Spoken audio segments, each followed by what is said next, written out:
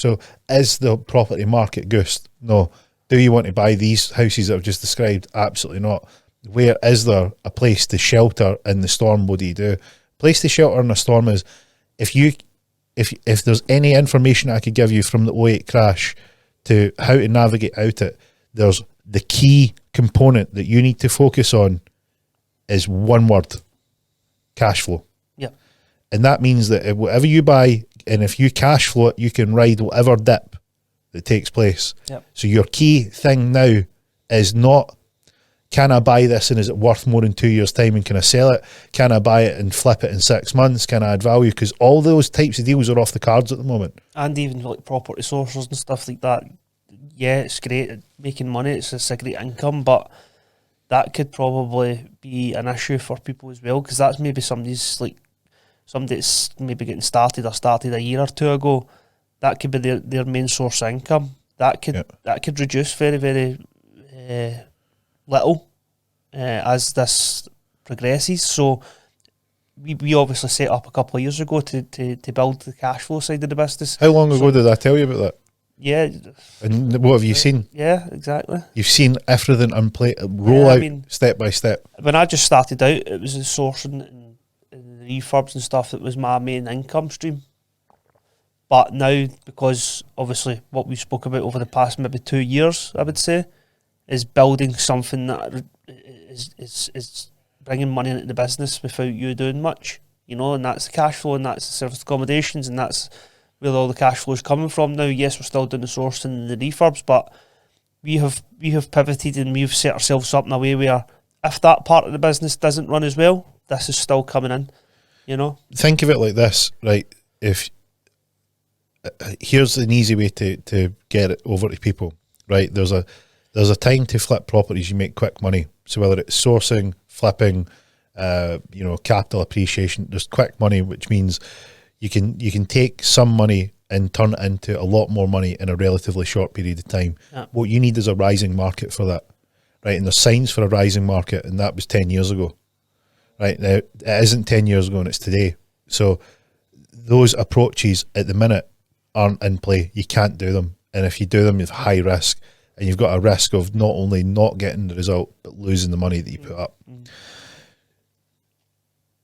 So what is the strategy? The strategy is to build cash flow. And the reason being is that you can survive this market and you can survive a crash if you're bringing in money that pays your bills and pays your mortgages, right? You can cover your costs, you can cover your income, you can cover your bills, right? And this is a strategy that isn't new. There is nothing original here. It is as old as the hills. If you're going to ask any seasoned investor what to do when a volatile market, when a crash is impending, right? There is 3 things that they'll tell you to buy, right? They'll tell you to buy stocks with a dividend that are in a defensive sector.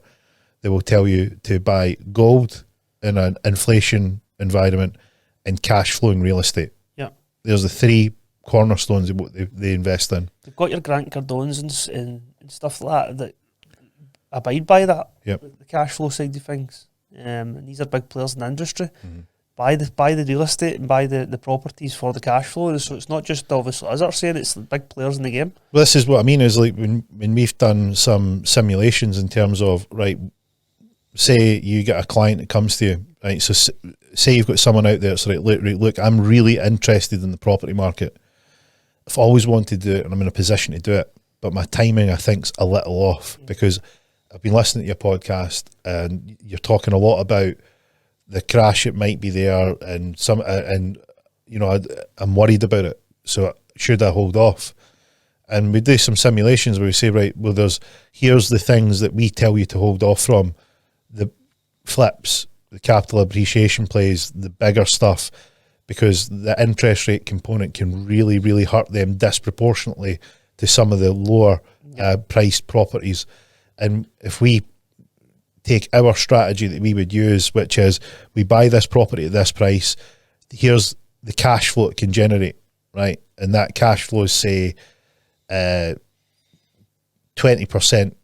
on the overall purchase of the property, right? If the interest rate's at 5, can you afford it? Yes. If the interest rate's at 7, can you afford it? Yes. If the interest rate's at 10, can you afford it? Yes. Right. Go and do that on the Flip, the McMansion, the other ones. None of them work. No. Right. There's ones that don't work at 3%.